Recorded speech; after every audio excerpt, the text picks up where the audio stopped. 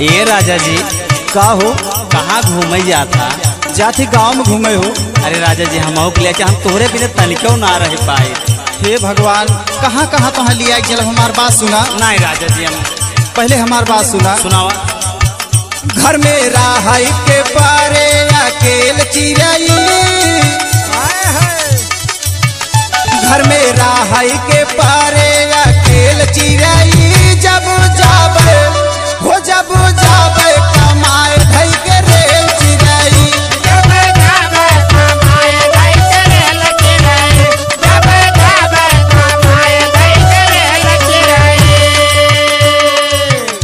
घर में राहई के पारे अकेल चिड़ई, जब जाबे हो जब जाबे कमाए धई के रेल चिड़ई, जब जाबे कमाए धई के रेल चिड़ई, जब जाबे कमाए धई के रेल चिड़ई। अब हमारा और बात सुना। सुनावा सुनावा का कहा था?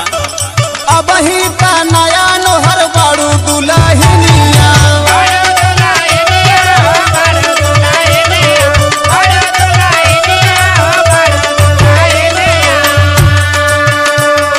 हमारे घर जवा का मोह है झूलनिया,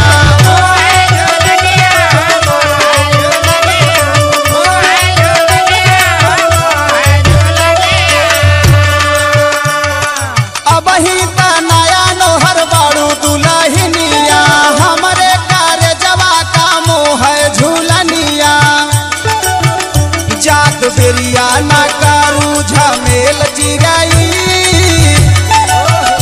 जात बेरिया ना करू झमेल चिड़ई, जब जाबे हो जब जाबे कमाए धई के रेल चिड़ई, जब जाबे कमाए धई के रेल चिड़ई, जब जाबे कमाए धई के रेल चिड़ई।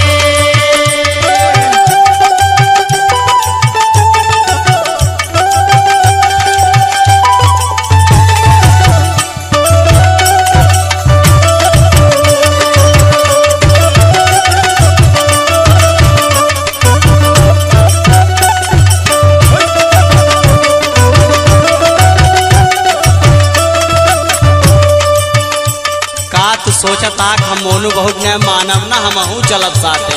अरे भाई हमारा और बात सुना। सुनावा।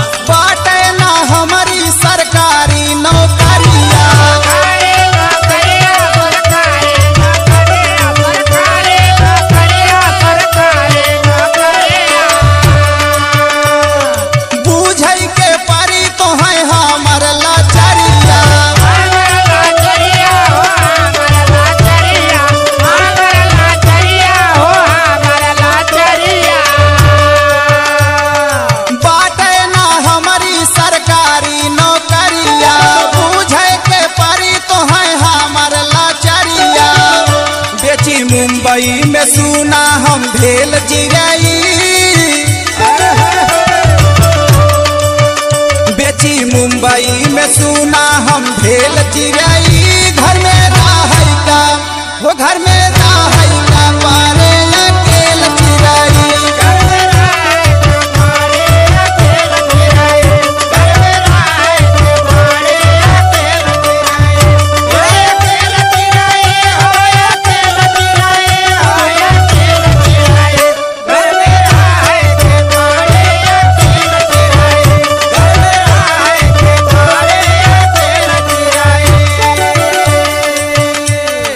पिया धर्मेंद्र तोहरे अखिया के तारा, अखिया के तारा हो, अखिया के तारा, अखिया के तारा हो, अखिया के तारा।